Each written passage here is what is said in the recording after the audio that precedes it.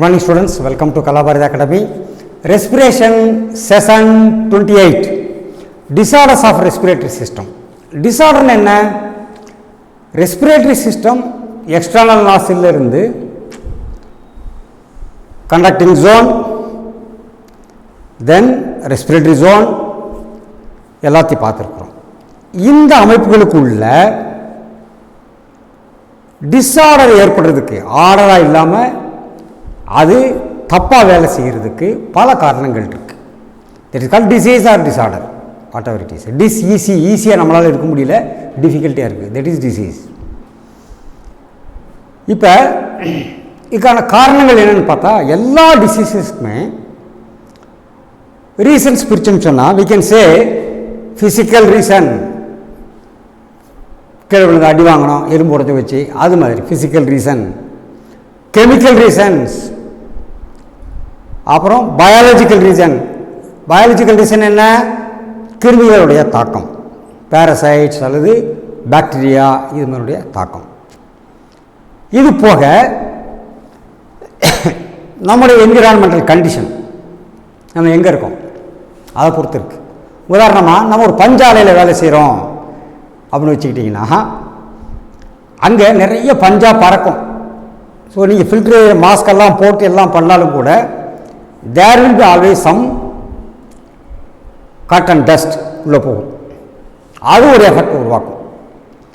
இன்னொன்று சிவில் ஃபேக்டரியில் வேலை செய்கிறீங்க, ஒரே புகையாக விட்டுக்கிட்டே இருப்பாங்க. இது மாதிரி இடங்களுக்கு ஏற்றபடி அங்கே இருக்கக்கூடிய பர்டிகுலர் ஏரியாவில் இருக்கக்கூடிய என்விரான்மெண்ட் மாறுறதுனால அதுவும் நம்மளை அஃபெக்ட் பண்ணும். இது மாதிரி நம்ம வேலை செய்கிற இடங்களில் வரக்கூடிய மாற்றங்கள் எல்லாத்தையும் வரக்கூடிய டிஸார்டர்ஸ் எல்லாம் ஆக்குபேஷனல் டிசீஸ் அப்படின்னு சொல்லுவோம். அதாவது வேலை சம்பந்தமாக வரக்கூடிய disease.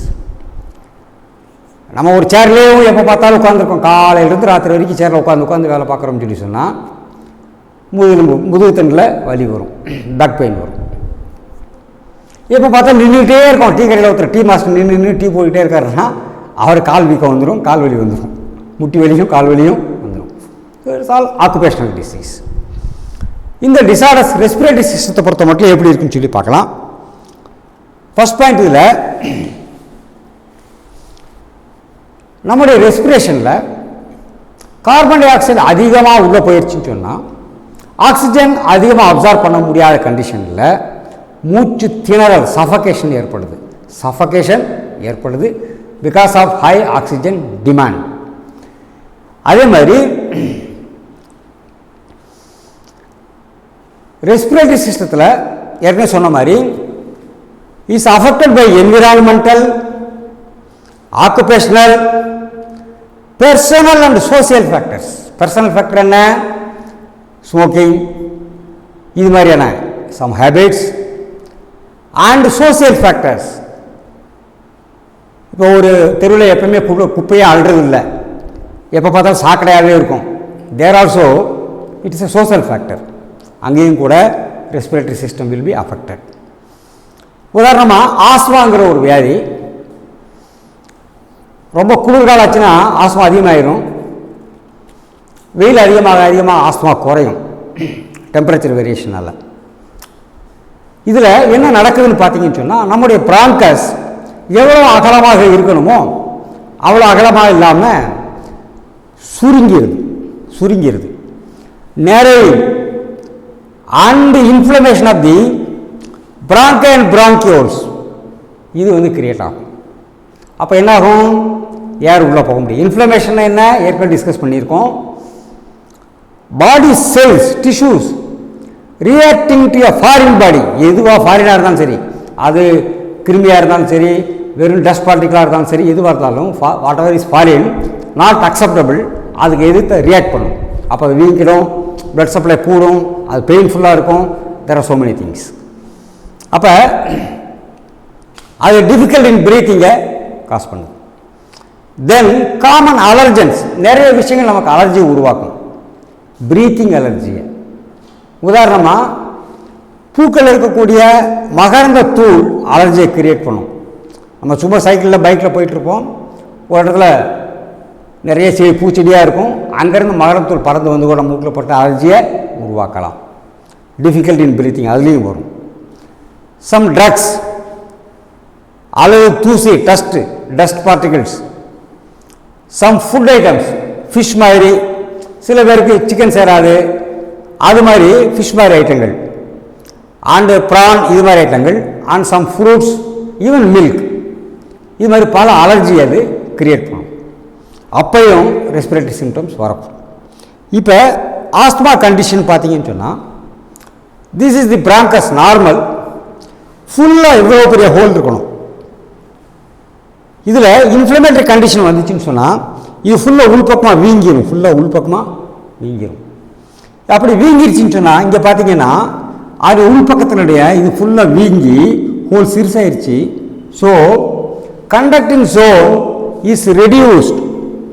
So less air is taken inside. அது ஆஸ்மாட்டிக்கு மிகப்பெரிய ப்ராப்ளமாக அமையுது. அடுத்து பார்த்தீங்கன்னு சொன்னால் எம்ஃபசிமான்னு என்னன்னு சொன்னால் இதுவும் மூச்சு விட முடியாது, difficult in breathing will be there. எதனால் வருது? Break down of the thin walls of the alveoli. லங்ஸில் இருக்கக்கூடிய சின்ன சின்ன காற்றுப்பைகள் அல்வியோலையுடைய வால்ஸ் பிரேக் டவுன் ஆயிடுச்சுன்னு சொன்னால் திஸ் எம்ஃபசிமா கம்ஸ். அப்போ எம்ஃபசிமாவோட ரியல் மீனிங் என்னன்னு சொன்னால், this decreases the surface area of the alveoli. ஏரை ஆக்சிஜனை அப்சர்வ் பண்ணுறதுக்கான சர்ஃபேஸ் ஏரியா பெருசாக இருக்கணும்னா நிறைய அல்வியோலை இருக்கணும். So 400 to 500 million alveoli is there in the lungs. அப்போ அதனுடைய வால்ஸ் உடஞ்சி அதனுடைய சர்ஃபேஸ் ஏரியா குறைஞ்சி போச்சுன்னு சொன்னால் oxygen absorption will be less. Major cause for this disease is cigarette smoking, which reduces the respiratory surface alveolar area. அடுத்து bronchitis. bronchitis என்ன அர்த்தம்னா, ஏற்கனவே ஆஸ்மாவில் பார்த்த மாதிரி inflammatory condition of the bronchus. ட்ரக்கியாக்கு அடுத்து bronchus ரெண்டாக பிரியுது. Inflammatory condition of the bronchus is called bronchitis. அதுவும் என்ன வரும்னா வீங்கிடும். It is inflated or due to பொல்யூஷனாக இருக்கலாம், டியூ டு பாக்டீரியாவாக இருக்கலாம், வைரஸாக இருக்கலாம், எதுவாக வேணா இருக்கலாம், ஸ்மோக்காக இருக்கலாம், சிகரெட் ஸ்மோக்கிங் இருக்கலாம், இதுவெல்லாம் பல காரணங்கள் நல்லது வரும். தென் கம் அதனுடைய சிம்டம்ஸ், பிராங்கைட்டிஸோடைய symptoms cough, shortness of the breath, sputum in the lungs. லங்ஸில் சளி பிடிச்சிடும். இது பிராங்கைட்டிஸ்க்குள்ள முக்கியமான சிம்டம்ஸ். இப்போ இது லங்ஸு ட்ரக்கியா ரெண்டாக பிராங்கஸ் பிரிஞ்சிருது. இந்த பிராங்கஸ் எடுத்து பார்த்தீங்கன்னு சொன்னால் கிரானிக் பிராங்கைட்டிஸ். அக்யூட் அப்படின்னாலே என்ன அர்த்தம்? எந்த வியாதிக்கும் அக்யூட்னு சொன்னால் it is sudden onset, quick onset, ஃபோர்ஸ்ஃபுல்லாக அந்த வியாதி எக்ஸ்பிரஸ் ஆகும். That is acute. ஆனால் கிரானிக் சொன்னால் கொஞ்சம் கொஞ்சமாக ஸ்லோ பாய்சனிங் மாதிரி லாங் டைம் எடுக்கும். அது மாதிரி உள்ள பேர் கிரானிக். கிரானிக் பிராங்கைட்டிஸில் இந்த பிராங்கோட inside of the bronchus and bronchiole inflammatory கண்டிஷனை அப்படியே சுருங்கி அதே மாதிரி ஏரியா கண்டக்டிங் ஜோனோட ஏரியா குறைஞ்சி போயிடும். This is bronchitis. இது எம்பசிமா. இது நிறைய அல்வியோலை இருக்குது. இது ஹெல்த்தி கண்டிஷனில் இருந்தால் இதனோட சர்ஃபேஸ் ஏரியா எங்கேயுமே பிரேக் ஆகிருக்காது.